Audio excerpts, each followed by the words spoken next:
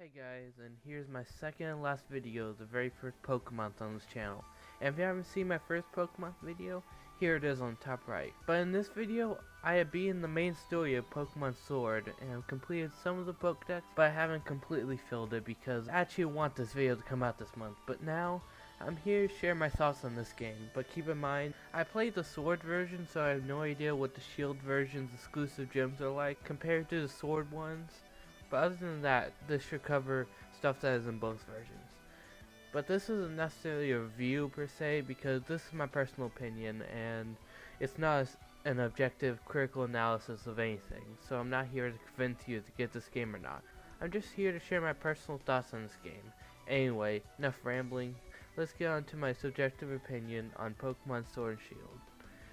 I'm just going to start by saying, I really enjoyed this game. Something that I've seen over the years is that the first Pokemon games on a new system are the weakest. Diamond, Pearl, and X and Y are notable examples, but that's not the case here, for me at least. While it's not perfect, it does have flaws that I'll get into shortly, and it's not as ambitious as maybe it should be for the first core Pokemon game on HD console. I still had a lot of fun with this game, even more fun than I thought it would have, especially with the pre-release controversy this game had. But why do I think it's so enjoyable? Well, to start off, the presentation is pretty nice. The UI is colorful and appealing, but stuff like the menu and battle UI go for a minimalistic style, and I like that. I also think for the most part the environments look good, but not the wild area, which does look a bit dubious, especially since this game has some beautiful locales like Balloonlia and Chichester. The characters and Pokemon models look great, and the music is great in this game too. Some of my favorites has to be the first Wild Area theme, the Gym Leader theme, and Hop's Battle theme. Something else I think they did really well is the atmosphere of the Galar region. It's chock full of British culture, slang, and humor.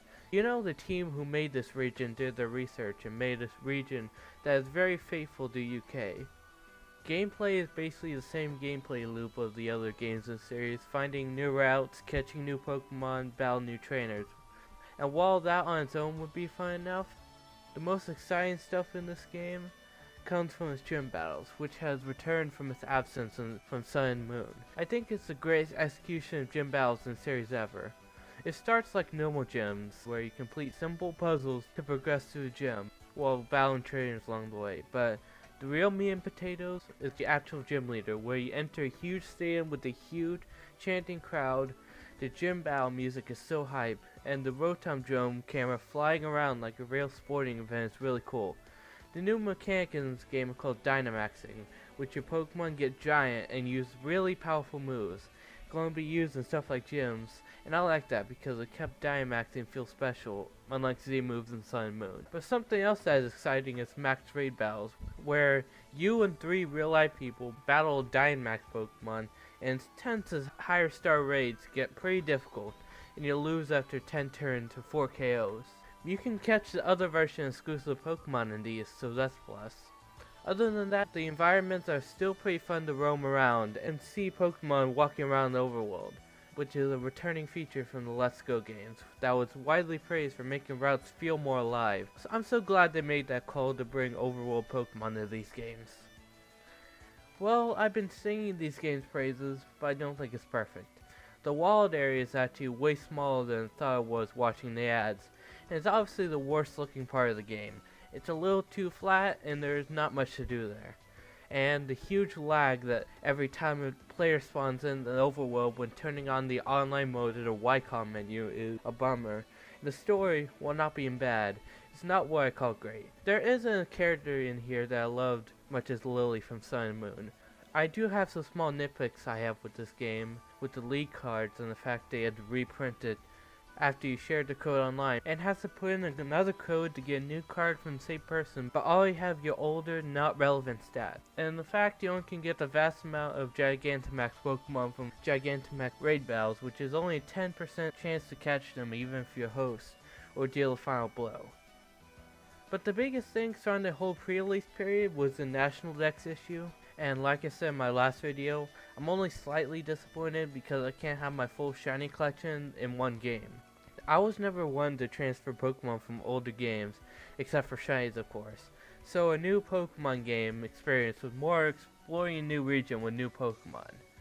Not everyone is like me, so not everyone plays like that. So something I thought of maybe could fix the National Dex issue is that they could hire a 3D modeling company while Game Freak's 3D modeling team works on a new Pokemon to prevent a loss of jobs. But the dedicated 3D modeling company could work on all the older Pokemon in the new game. I honestly don't know if this will work in practice because I'm not that familiar with Japanese business, but if it does, I wish Game Freak adopts this and fix a lot of the drama that's plaguing the Pokemon community right now. Plus, I'm pretty sure any 3D modeling company will want to work with the highest grossing media franchise of all time. Oh no, that's my personal thoughts on Pokemon Sword and Shield. I personally really enjoyed the game, but I can see why people would not.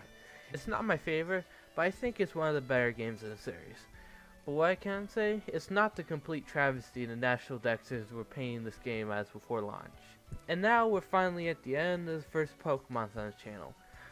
Fun fact, I had an idea for this Pokemon thing last year, and I planned to make a Pokemon themed anime crack, but I never got around to it. But this year, I managed to make 2 PokeMonth videos, and I wish to continue this annual series for a long time. Thank you all for watching, and I'll see you later. Whoa, wicked. Whoa,